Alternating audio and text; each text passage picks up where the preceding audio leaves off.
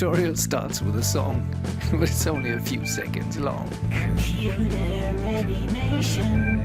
Computer animation. Computer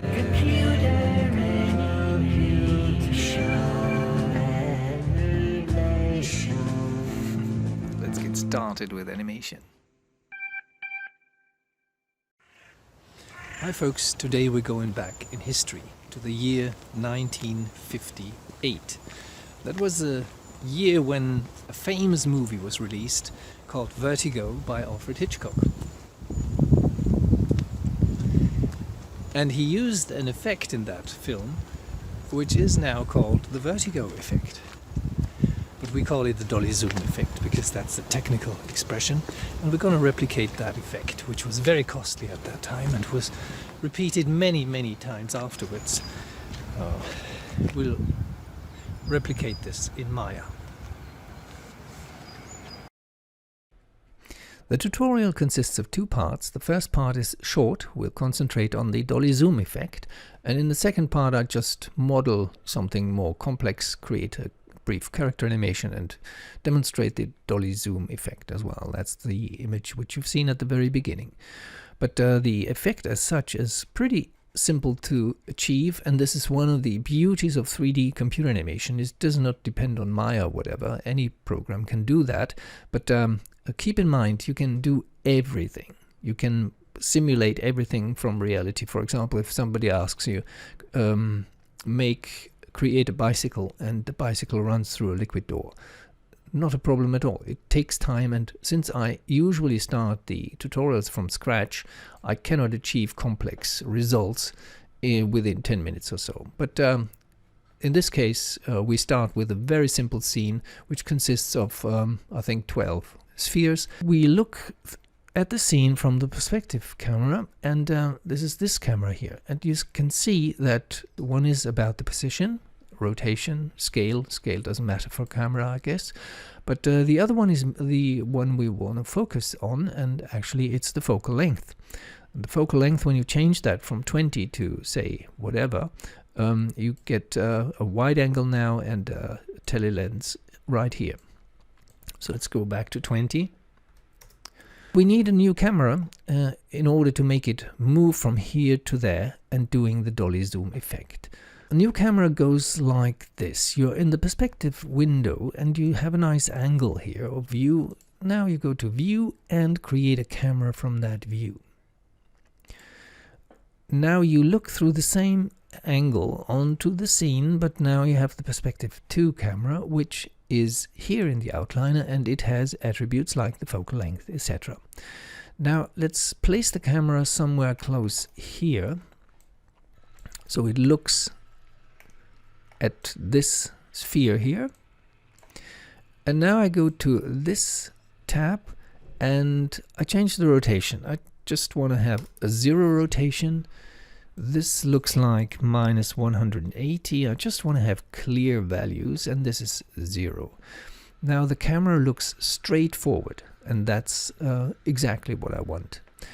Now I go to the very beginning of the animation, and with the perspective camera selected, I press the key S. Now I have a keyframe for the transform attributes.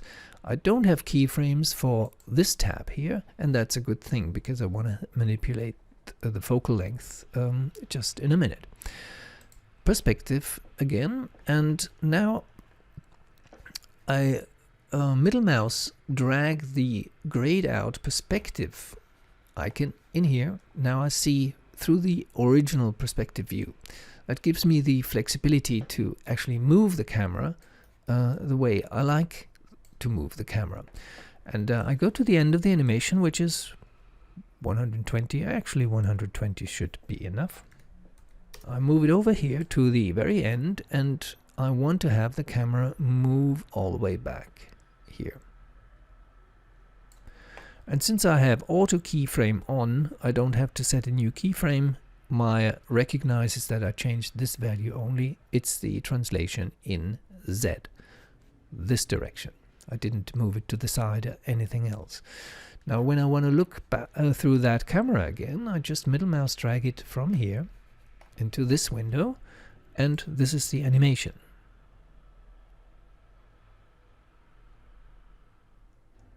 It starts slowly, it accelerates, and it ends slowly. That's important to know, really. Now I go to the very beginning and I just visualize this more or less feeling-wise, the size of this sphere. I go to the Perspective 1 tab. It's important to have the Perspective 1 camera selected. And now I set a keyframe for the focal length. Right mouse click, key. It's 20 at the very beginning. Now go to the end, and I want to see this thing bigger. That's the effect of the Dolly Zoom. So I change this value to say 80. And I don't need to set a keyframe, but I can do it manually because I have auto key set activated. Now you have the Dolly Zoom effect.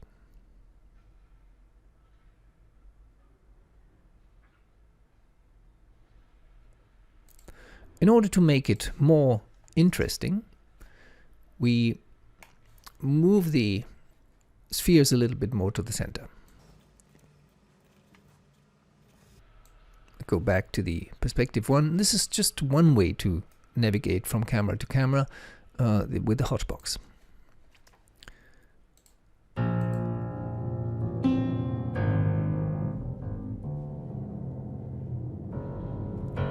This is the Dolly Zoom effect.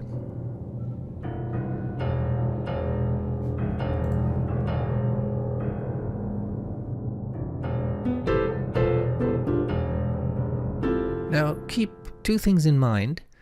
One is this: when you select the perspective camera and select the Perspective 1 shape, let's select it right here just to make sure we have the camera transform attribute selected. And you go to Windows and check the graph editor, which is the animation editor number 1.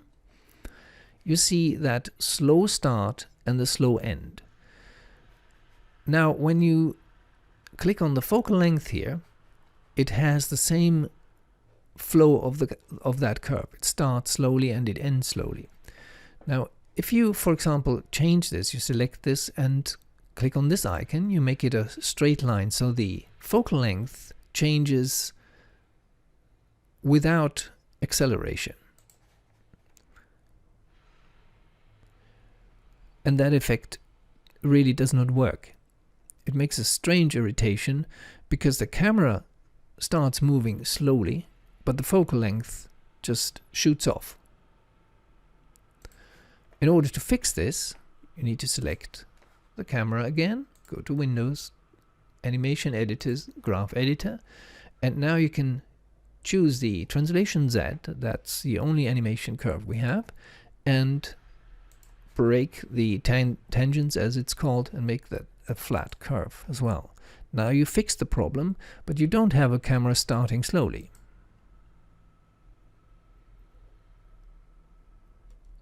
The Dolly Zoom effect is more effective, it's more drastic when you actually have more geometry, obviously, and with a wide angle lens. So let's try to do this. I go back to the perspective shape and I set the focal length to 10.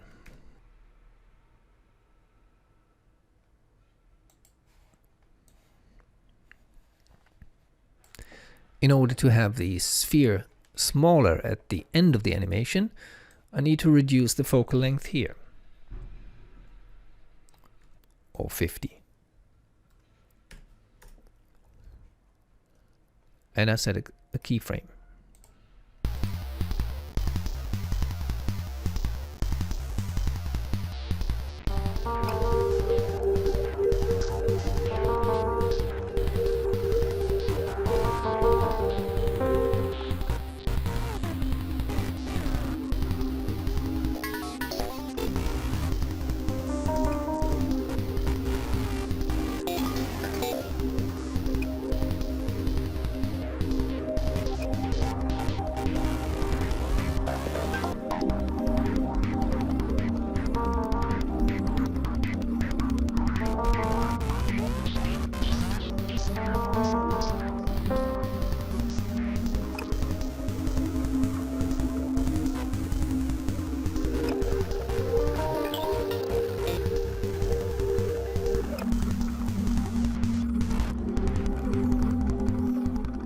So this ends the basic part number 1, and the second one is, I speed this up because it's a little bit tedious, and basically it shows you that demonstrating every single step for an animation, which leads to a more or less complex result, takes ages.